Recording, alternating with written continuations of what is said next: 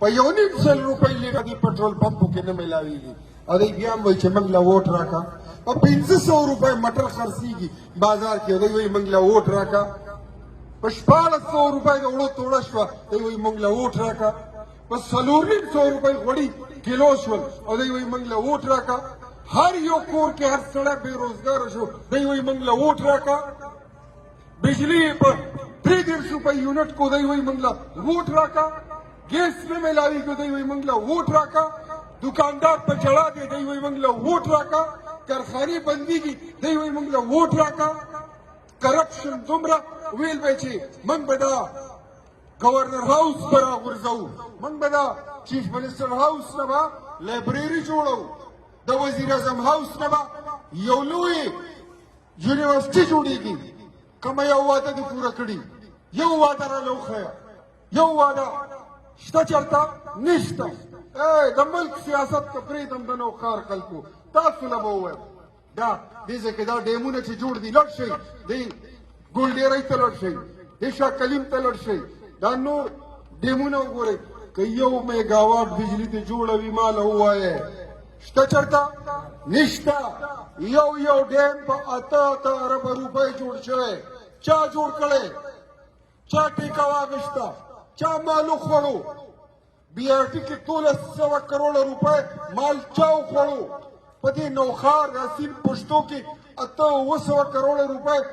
چا ووالې دا بلین ټریز په دې ونو په دې ځنګلو کې مال چا ووالو اربونه خربونه روپۍ د نوښار پښتنو ستاسو په ووټ دا نری چینجې چې دی د ده نه اتي جوړ شو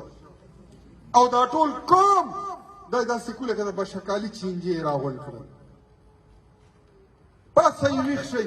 ما له پته ده زه په خپل ووټر باندې د خپلې حلقې په ووټر باندې او د نوښار ضلعې په خلکو باندې ما له فخر دی چې په وروستو ضمني الیکشن کې 8 میاشتې مخکې چې کوم الیکشن شوی د دې ظالم جابر حاکم 80 کروڑه روپۍ د زمونږ په الیکشنو لګولې الحمدلله ثم الحمدلله د الله په لوی فضل سره بدترین شکست مو وله ورکړی نن پورې لا په کونټۍ باندې ګرځي او که دې ځلې رب ته منظوره وي نو په دې ولې چیلنج ورکوم چې انشاءالله العزیز که خیري دا الیکشن د تحصیل نظامت ستا کور ته ورانه انشاءالله زیری نه ځي که خیري دا موږ تا ته ته خفګان خبر به درکره درلیږو دا الیکشن به دنم ګټو که خیري عزیزانو ځان هم خلاص کوي قوم هم خلاص کوي دا معاشره هم خلاصه کوي د غلطو خلکو نه د خرابو خلکو نه هغه خلک چې نوښار یې ګاڼه کړی د نوښار حقوق یې ګاڼه کړي دي نن منګه دا په دې هسپتال کې داسې وګورئ د دې ځای کې ستاسو څوک شته نشته زمونږ پکې څوک شته نشته په زرګونو خلک په دې کې نوکران دي د کوم ځای دي پرون مونه ټول پکې د سوات خلک هم راووتل د شانګلې خلک هم راووتل د ملکن خلک هم راووتل د دیر د یو ځای د کوواک د بل ځای دی خرڅې کړي دي نوکرۍ په پیسو باندې په 3 لکه روپۍ کلاس 4 نوکرۍ هی لعنت مارو ولاړ دي وایي نوی پاکستان او نوی پښتونخوا جوړه که اوس وایي راځئ چې یو نوی نوښار جوړ کړو ځان له یې جوړ که مونږ له نه دی پکار